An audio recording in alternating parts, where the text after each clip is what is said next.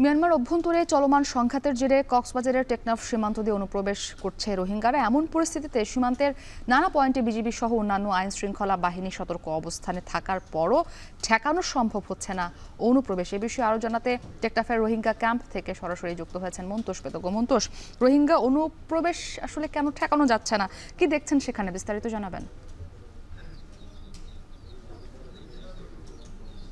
মুক্তি, আমরা দেখছি যে সীমান্ত জুড়েই কিন্তু বিজিবির কড়া নজরদারি আছে। তবে রাতের আঁধারে রোহিঙ্গাদের অনেকেই এক প্রকার বাধ্য হয়ে সেখানে যে অস্থির পরিস্থিতি চলছে, সংঘাত চলছে মিয়ানমারের সরকারি বাহিনীর সাথে সেখানকার একটি সশস্ত্র গোষ্ঠীর, সেই সংঘাতের জেরে কিন্তু রোহিঙ্গাদের অনেকেই এখানে পালিয়ে আসতে বাধ্য হচ্ছেন এবং তারা আসলে আইনশৃঙ্খলা বাহিনীর চোখ ফাঁকি দিয়ে অনেক ক্ষেত্রে নানা ফাঁকফোকরে কিন্তু বাংলাদেশে অনুপ্রবেশ করছেন। এবং আমরা এই মুহূর্তে যে এলাকাটিতে আছি, এটি টেকনাফের আলিকালি এলাকার রোহিঙ্গা ক্যাম্প এবং এখানে ঠিক একটি বসতঘরেই আমরা দেখছি যে ৫টি রোহিঙ্গা পরিবার, নতুন আসা রোহিঙ্গা পরিবার, তারা এখানে আশ্রয় নিয়েছেন এবং আমরা দেখতে পাচ্ছি এখানে নারী এবং শিশুরা রয়েছে বিশেষত, এবং এখানে পুরুষ সদস্যরা রয়েছেন।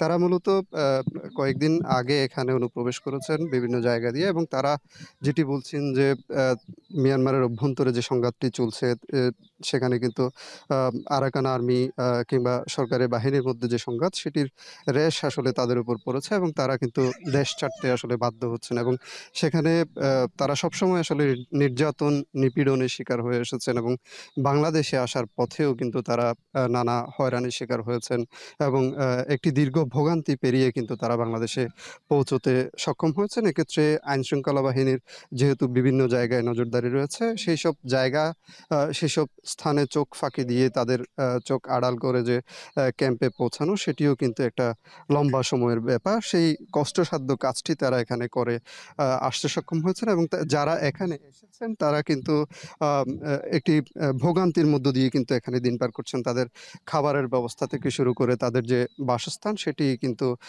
কষ্ট হচ্ছে এবং এখানে তাদের পরিচিত জনদের কাছেই যেহেতু তারা আসছেন এবং পরিচিত জনদের কাছে এসে তারা যেহেতু আশ্রয় নিচ্ছেন, পরিচিত যারা রয়েছেন তারা যেই জায়গাটিতে আশ্রয় নিচ্ছেন, আশপাশের যেসব রোহিঙ্গা পরিবারগুলো রয়েছে, তারাই মূলত তাদেরকে খাদ্য সহায়তাটি দিচ্ছে।